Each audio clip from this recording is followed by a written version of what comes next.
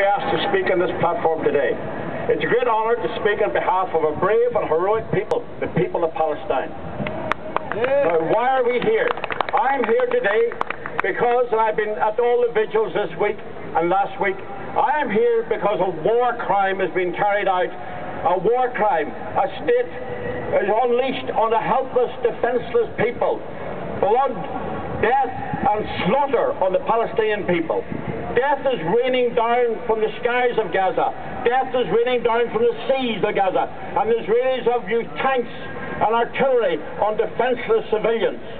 That is a war crime. By any recognition, by any law, it is one of the worst war crimes of our time.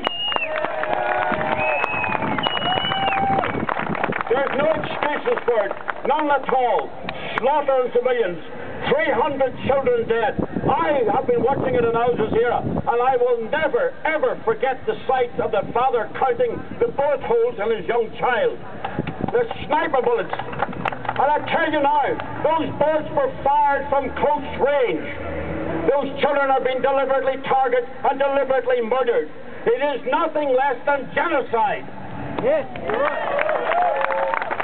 Now, the reason why this square is not filled with thousands of people is because the Australians do not know. They are watching the media coverage. Israel has taken care to let no journalists in. They have a hill outside Gaza, and the tame journalists come up and they stand on that hill, they look over and they report from the Israeli point of view.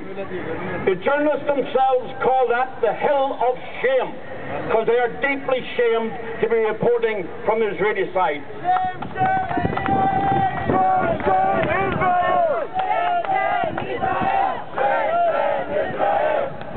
Also, on that hill, every day, hundreds of Israelis have come to clap, to cheer, to dance, while death rains down on the Palestinians.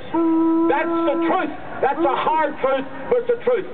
94% of Israelis support the bombing of Gaza. 94%. Why do they support it? Because they know that every murder in Gaza is a necessary murder.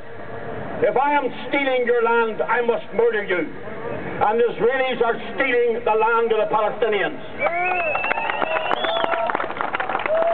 They have not ceased to steal the land. They talk of a peace process.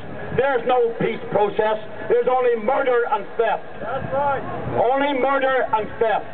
Now, the war is about to end, I think.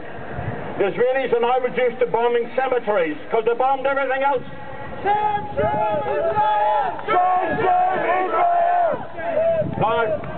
they will come. They're about to launch a public relations offensive. That offensive has two characteristics. They're going to come to the West and say, we are democratic. We are like you. Look at us. We are white. We're not like the Palestinians. We believe in democracy. They will reach out their hand to us. Now, Australia must refuse to take the hand of the murderer. The hand of the Israeli government is red with the blood of Palestinian children. We must say no to the butchers. We must say, we are not like you. You're brutal savages. We are for the Palestinian people, who are the only true human beings in this whole conflict.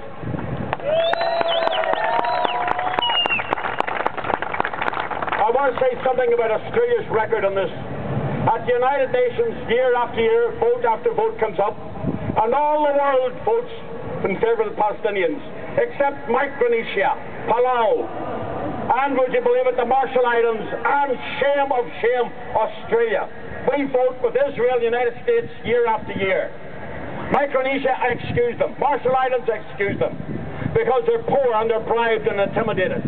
But for Australia to be the most loyal supporter of Israel and America is a deep, deep shame for me. I'm going to use some language now, which I hope does not offend you. But I'm going to use some language. I'm going to quote from a former British ambassador to America, the United States. His name was Sir Christopher Meyer. He was about to be appointed to Washington. He asked for instructions. He was told very simply, and he wrote this in his autobiography.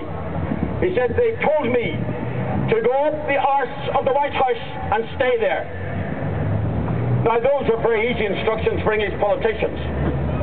But when Sir Christopher Maher got up the arse of the White House, he would have found the Australian government there before him. And that's the truth.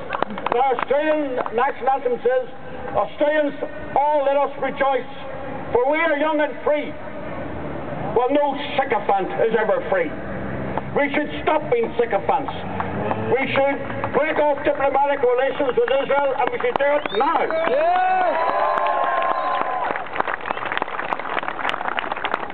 We should vote for peace and justice. We should take a lead. We should be proud of ourselves. Now, I want to finish with this. I want to take a quotation from David Ben-Gurion, the first Prime Minister of Israel, a long-time Zionist. He said, we must drive the Arabs out. Get rid of them. He said, the old Arabs will die, and the young will forget. But we've seen today that the young Arabs will never forget. Will never. And I say now, speaking as an Irishman to the people of Palestine, do not let your courage fail. Keep your hearts up, for the world is truly with you. It's true. The world is with you. All around this globe, all around the whole Ummah, the Islamic world, the Arab world, and the Christian world, and the Marxist and left world, and the liberal world, we are with the people of Palestine to the end.